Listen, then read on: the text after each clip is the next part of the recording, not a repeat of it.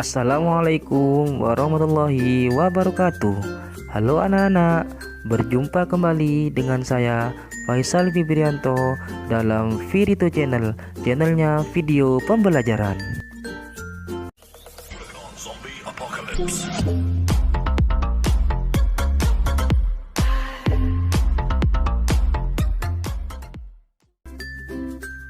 Sebelum masuk ke dalam materi, jangan lupa ya, klik tombol subscribe dan tekan tombol lonceng notifikasinya agar tidak ketinggalan video terbaru dari Virito Channel. Sebelum memulai pembelajaran, kita berdoa dulu yuk agar kita mendapat keberkahan. Bismillahirrahmanirrahim. Rabbi zidni ilma warzuqni fahma. Ya Allah, tambahkanlah aku ilmu dan berilah aku pemahaman. Amin. Pada pembelajaran kali ini kita akan belajar tentang pelajaran yang kelima, yakni sholat kewajibanku. Sholat merupakan tiang agama. Barang siapa menegakkan sholat, berarti ia telah menegakkan agama. Barang siapa meninggalkan sholat, berarti ia telah meruntuhkan agama. Sholat itu kewajiban yang telah ditentukan waktunya bagi orang-orang yang beriman. Sebelum kita masuk ke dalam pembelajarannya, kita amati gambar dulu yuk. Gambar 1, ada seseorang yang sedang adzan di dalam masjid. Kemudian setelah mendengar adzan, semua orang bergegas untuk pergi ke masjid. Setelah itu, mereka melaksanakan sholat berjamaah. Dan tak lupa setelah sholat berjamaah, mereka berzikir dan berdoa kepada Allah. Sholat menurut bahasa artinya adalah doa, sedangkan menurut istilah sholat artinya serangkaian ucapan dan gerakan tertentu yang dimulai dari takbiratul ihram dan diakhiri dengan salam. Sholat merupakan rukun Islam yang kedua. Sholat dilaksanakan untuk membuktikan pengabdian diri kita kepada Allah Subhanahu wa Ta'ala. Melaksanakan sholat berarti menyembah Allah Subhanahu wa Ta'ala, berdoa, memohon ampunan, dan bersyukur kepada Allah Subhanahu wa Ta'ala. Sholat merupakan ibadah yang diperhitungkan pertama kali setelah hari kiamat tiba. Sholat mencegah perbuatan keji dan mungkar. Lalu, apa ya tujuan kita melaksanakan sholat? Sholat merupakan bentuk ibadah kepada Allah Subhanahu wa Ta'ala. Manusia wajib beribadah kepada Allah Subhanahu wa Ta'ala, karena manusia diciptakan Allah Subhanahu wa Ta'ala hanya untuk beribadah kepadanya, sebagaimana dijelaskan dalam ayat berikut. Bismillahirrahmanirrahim. Wa ma khalaqtul jinna wal insa illa liya'budun. Yang artinya, aku tidak menciptakan jin dan manusia melainkan agar mereka beribadah kepadaku. Quran Surat Az-Zariyat ayat ke-56. Oleh sebab itu, melaksanakan sholat fardu merupakan bentuk ketaatan seorang muslim kepada Allah Subhanahu wa Ta'ala. Setiap muslim wajib melaksanakan sholat fardu dalam keadaan bagaimanapun.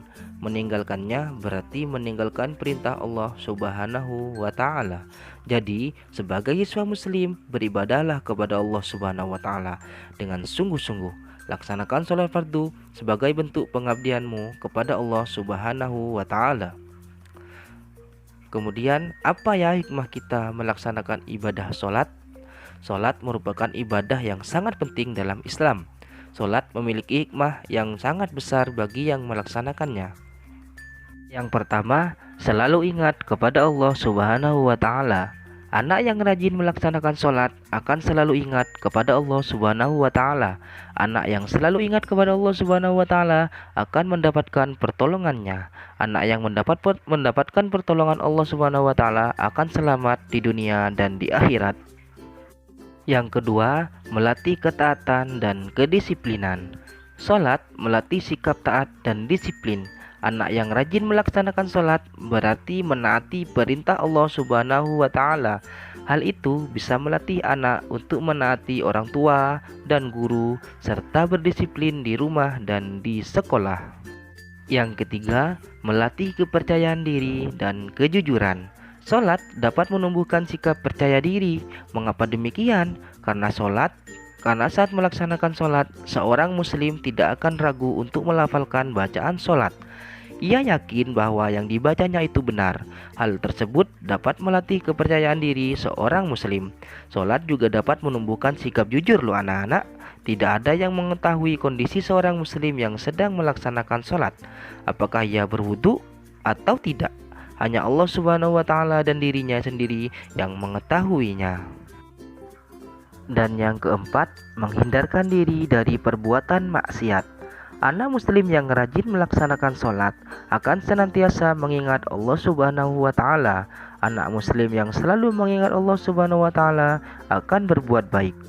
Ia akan terhindar dari perbuatan maksiat. Karena sholat dapat mencegah perbuatan keji dan mungkar. Dan yang kelima, melatih diri untuk menjaga kebersihan dan kesucian. Anak muslim harus menjaga kebersihan dan kesucian. Anak muslim yang menjaga kebersihan dan kesucian akan terhindar dari penyakit. Menjaga kebersihan dan kesucian dapat dilatih dengan berwudu setiap sebelum melaksanakan ibadah sholat. Dan yang terakhir ialah menjaga kebersamaan. Nabi Muhammad SAW memerintahkan umatnya untuk melaksanakan ibadah sholat wajib dengan berjamaah di masjid. Sholat berjamaah dapat melatih kebersamaan dan menjaga persaudaraan umat Islam. Jika kebersamaan dan persaudaraan umat Islam terjaga, maka akan tercipta hidup rukun dan damai. Sampai di sini dulu ya.